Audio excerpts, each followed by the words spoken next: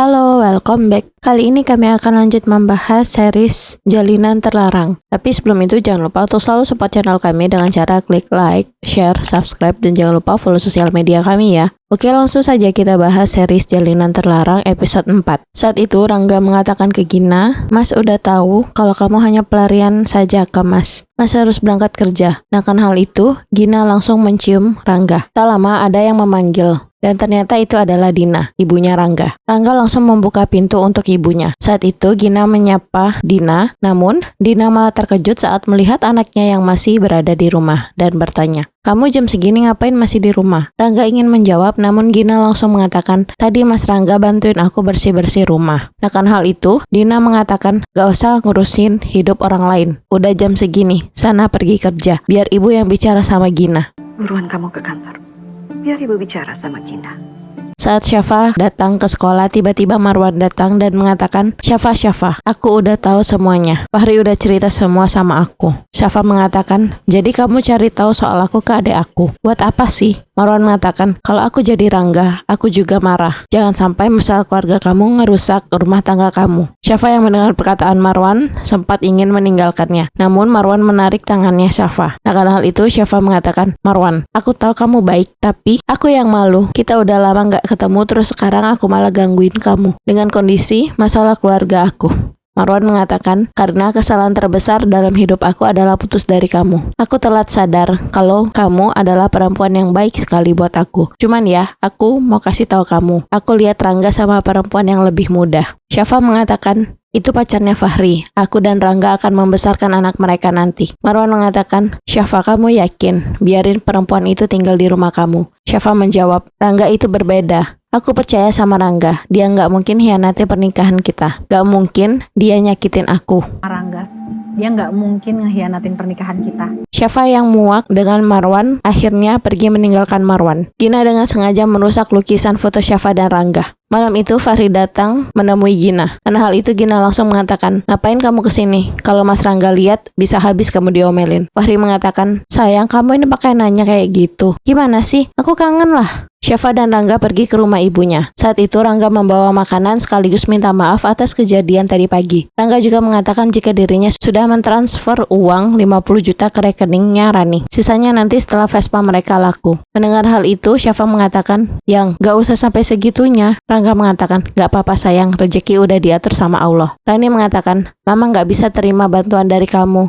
karena hutangnya udah lunas." Syafa yang mendengar hal itu langsung bertanya, "Lunas? Kok bisa?" Rani langsung menjawab, "Marwan yang bayar hutang-hutangnya kita." Aduh, Marwan sekarang beda sekali. Makin kaya, makin sukses. Aduh, Mama ketemu sama dia, Mama nggak nyangka hidupnya luar biasa. Sekarang kan si Fahri, dia kerja di kantornya Marwan. Mendengar hal itu, Rangga mengatakan, "Oh iya, wow. Sayang, aku baru mau cerita sama kamu." Rangga menjawab, "Oh nggak apa-apa sayang, nggak apa-apa." Marwan tuh makin kaya, makin sukses. Saat di rumah, Gina menawarkan stroberi ke Rangga. Namun Rangga mengacuhkan Gina. Tak lama Syafa masuk. Nah, saat melihat Gina, Syafa bertanya, "Loh Gin, kamu belum tidur?" Gina menjawab, "Lagi pengen makan yang asam manis kak." Syafa mendekati Gina dan mengatakan, "Lebih baik kamu sekarang tidur, udah malam. Kasihan adik bayi di bawah begadang." Gina pun mengiyakan perkataan Syafa. Syafa pergi menghampiri Rangga dan mengatakan jika dirinya tidak tahu bahwa Marwan membantu mamanya. Rangga mengatakan, "Kamu buat aku jadi orang paling bodoh tahu di sana. Terus kamu udah ketemu sama mantan terindah kamu. Sekarang Fahri sama Marwan. Terus apa lagi yang aku nggak tahu, hah? Kamu kembali sekali lagi sama dia?" "Iya, ngaku." Syafa meminta Rangga untuk tenang dulu dan mengatakan, "Aku minta maaf, aku nggak cerita sama kamu sebelumnya. Aku itu cari momen yang tepat." Rangga mengatakan, "Alah, alasan aja. Sayang, kamu jangan seperti orang bodoh lah. Emang ada laki-laki yang mau ngeluarin ratusan juta kalau nggak ada maunya? Jujur sama aku, sekarang." Syafa mengatakan, "Sayang, demi Allah, aku ketemu sama dia itu cuman di rumah mama. Sekali, dan sekali lagi pas di sekolah. Waktu itu dia nungguin aku di sana." Rangga mengatakan, "Oh, bagus ya. Jadi Marwan udah ke sekolah musik kamu?" "Iya, jika besok dirinya ingin bertemu dengan Marwan." Syafa mengatakan, "Ngapain? Kamu gak usah emosi gitulah. Aku sama dia itu gak ada apa-apa."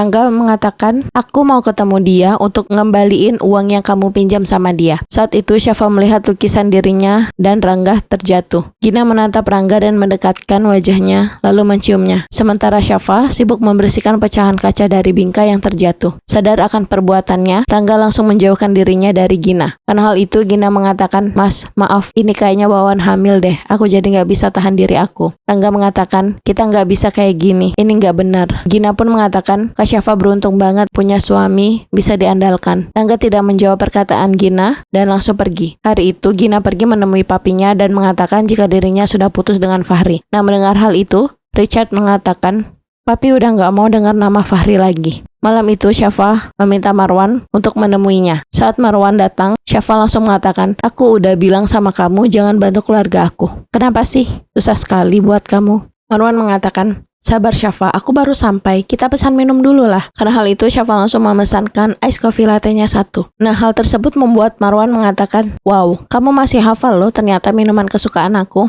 Syafa mengatakan, gak usah ganti-ganti topik. Tak lama Rangga datang. Karena hal itu Syafa langsung menyambutnya. Begitu juga dengan Marwan yang langsung menyapanya. Marwan juga mengatakan, kenapa sih tegang gitu kayak anak kecil aja? Santailah, lo cemburu sama gue. Rangga mengatakan, siapa yang cemburu? Marwan mengatakan, ayolah Rangga, gue gak punya maksud apa-apa sama Syafa. Mamanya Syafa itu baik sama gue. Udah kenal lama, ya jadi wajar lah kalau gue bantu mamanya Syafa. Syafa mengatakan, Marwan, kita akan ganti hutang itu dengan cicil ke kamu. Marwan mengatakan, ya terserah kalian lah enaknya gimana. Yang buat kalian senang. Pokoknya yang gampang lah, dicicil juga nggak apa-apa. Rangga mengatakan, enggak, untuk apa dicicil? Gue akan bayar lunas 300 juta kan? Mana nomor rekening lo? Gue transfer sekarang. Gue tambahin biar lo tambah seneng. Oke ya, kalau gitu gue duluan. Ada kerjaan yang penting. Karena hal itu Syafa langsung mengejar Rangga. Syafa bertanya dari mana Rangga mendapatkan uang sebanyak itu. Rangga mengatakan, ya kamu nggak perlu tahu lah aku dapat uangnya dari mana. Syafa bertanya, bukan dari pinjol kan? Rangga langsung menjawab, aku nggak sebodoh kakak atau adik kamu ya. Syafa mengatakan, ya maaf aku nggak bermaksud curiga sama kamu. Rangga mengatakan, udahlah, kamu sama keluarga kamu itu sama aja. Nggak pernah ngehargain aku. Selalu anggap aku orangnya lemah. Sedangkan Marwan, orang yang baru datang, dianggap pahlawan. Gila. Syafa mengatakan, aku nggak pernah nganggap kamu laki-laki lemah. Rangga pun menjawab, aku udah tahu jalan pikiran kamu. Udah kamu pulang sendiri. Aku ada lembur. Gina keluar dari rumahnya Syafa dan saat itu Fahri sengaja mengikutinya.